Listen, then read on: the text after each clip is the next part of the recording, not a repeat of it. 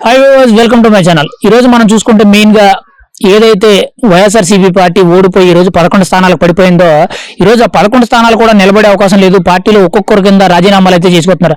అయితే ఈ recent YSRCP party నుంచి ఒక్కొక్కరు రాజీనామాలు తీసుకుంటూ వచ్చే తరుణంలో మన మాజీ మంత్రివర్యులు, మాజీ సత్తెనపల్లి ఎమ్మెల్యే అయిన అంబటి రాంబాబు గారు అయితే కొన్ని వ్యాఖ్యలు చేయడం అయితే జరిగింది. ఈయన ఈ మాటలు చెప్తుంటే కొంచెం వింతగా అనిపిస్తుంది. ఈవెన్ ఆ మాటలు వింటూ కూడా దెయ్యాలు వేదాలు వల్లెత్తే ఆయన సామెత అయితే గుర్తుకొస్తున్నట్టు ఆయన అయితే మాట్లాడుతున్నారు. పార్టీలు మారడం అనేది చాలా తప్పు. పార్టీలు మారడం అనేది మీకు విలువలేని రాజకీయాలు చేసే వాళ్ళు మాత్రమే మారుతారని చెప్పి ఆయన అయితే కొన్ని నీతి కబుర్లు అయితే చెప్తున్నారు. ఇది చాలా హాస్యాస్పదంగా అనిపిస్తుందని మనం అయితే ఈరోజు చెప్పుకోవచ్చు. ఎందుకంటే గతంలో చూసుకుంటే అసలు యాక్చువల్లీ ఆయన వైఎస్ఆర్సీపీ పార్టీ కన్నా ముందు ఆయన కాంగ్రెస్ లో ఉండేవాళ్ళు. ఆయన గతంలో ఎన్నో పార్టీలు మారి ఈ రోజు వైఎస్ఆర్సీపీలో నిలబడ్డారు. కాబట్టి ఏంటంటే ఈ రోజు ఆయన పార్టీ మారడానికి ఏ దిక్కు లేదు. కాబట్టి ఈ రోజు వైఎస్ఆర్సీపీ పార్టీ నుంచి చాలా మంది అయితే రాజీనామాలు చేస్తున్నారు. వాళ్ళందరినీ ఉద్దేశించి అయితే కామెంట్లు చేస్తున్నారు.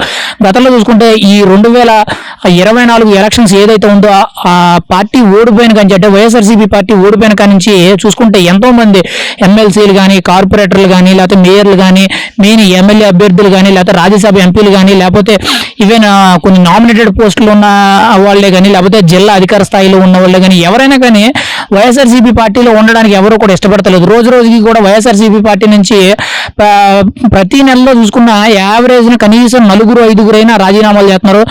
మరి రాబోయే రోజుల్లో ఇంకా పెద్ద పెద్ద నాయకులు కూడా రాజీనామాలు చేస్తున్నట్టు వార్తలు అయితే వస్తున్నాయి. ఖచ్చితంగా అలాంటివన్నీ జరిగితే మాత్రం ఖచ్చితంగా వైఎస్ఆర్సీపీ పార్టీ అనేది భూస్థాపితం అయిపోయిందని చెప్పుకోవచ్చు. కానీ ఏంటంటే ఎంతమంది వైఎస్ఆర్సీపీకి రాజీనామాలు చేస్తున్నారంటే ఆ పార్టీకి ఇంకా మనుగడ లేదని చెప్పి మనం అయితే అర్థం చేసుకోవచ్చు. ఎందుకంటే గత 5 ఏళ్ల పరిపాలన చూసుకుంటే ఎంత దారుణాతి దారుణంగా ఉందో ఈ రోజు ఆ దారుణానికి ప్రజలైతే తగిన బుద్ధి చెప్పారని చెప్పి మనం అయితే చెప్పుకోవచ్చు. ఎందుకంటే గత 5 ఏళ్లలో ఎన్నో అరాచకాలు జరిగినాయి. ఎన్నో దౌర్జన్యాలు, దోపిడీలు, లేకపోతే హింసించడాలు, తప్పుడు కేసులు పెట్టడాలు, లేకపోతే భూదందాలు, అవినీతి, అరాచకాలు, ఈవెన్ ప్రభుత్వ అధికారులు కానీ, లేకపోతే ఈవెన్ వాళ్ళ పార్టీలో ఉన్న రాజకీయ నాయకులే కానీ వాళ్ళకి ఎదురు మాట్లాడారంటే చాలు వాళ్ళందరినీ కూడా అనకూడదు. కానీ ఒక హిట్లర్ పరిపాలన కింద జగన్మోహన్ రెడ్డి పరిపాలన 5 ఏళ్ళు కొనసాగించడం ఇది జరిగింది. ఈ 5 ఏళ్లలో ఇప్పటి వరకు రాష్ట్ర రాజకీయాలు అంటే దాదాపుగా ఒక 70 ఏళ్ల చరిత్ర తీసుకుంటే కూడా ఇప్పటి వరకు ఇంత దారుణమైన రాజకీయ పరిపాలన అనేది ఎక్కడా లేదని మనం అయితే చెప్పుకోవచ్చు. ఈరోజు ఆ 5 ఏళ్ల రాజకీయ పరిపాలన అంటే 2019 నుంచి 2024 ఈ 5 ఏళ్ల పరిపాలన ఏదైతే ఉందో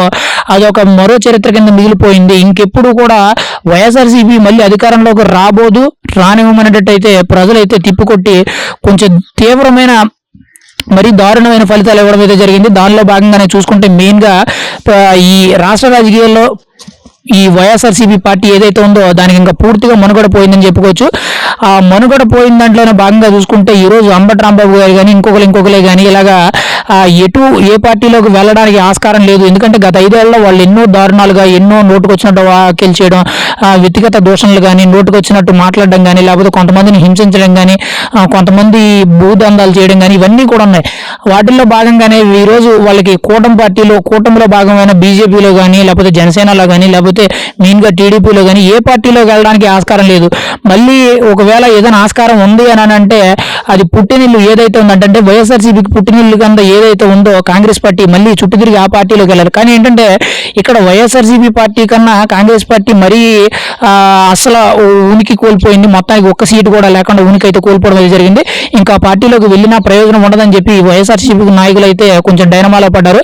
ఖచ్చితంగా రేపటి రోజుల్లో చూసుకుంటే మాత్రం వైఎస్ఆర్సీపీ ప్రభుత్వంలో గత 5 ఏళ్లలో ఎవరైతే హడావిడి చేసి హంగామా చేసి నోటు దురుస్తూ మాట్లాడారో, వాళ్ళ పదవిని అడ్డం పెట్టుకుని అధికార దుర్వినియోగం చేశారో వీళ్ళందరికీ కూడా చెప్పుతో కొట్టి బుద్ధి చెప్పిన రోజులు అయితే వచ్చాయి.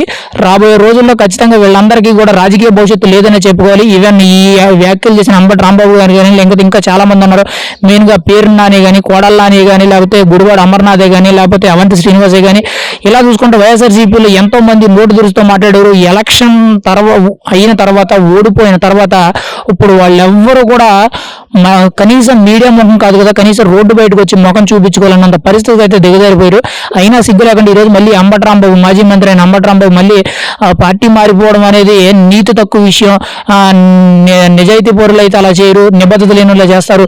ఇలా వైఎస్ఆర్సీపీ పార్టీని వీళ్ళందరూ మోసం చేయడానికి వచ్చారని చెప్పి నోటుకు వచ్చినట్లయితే మాట్లాడడం అయితే జరుగుతుంది.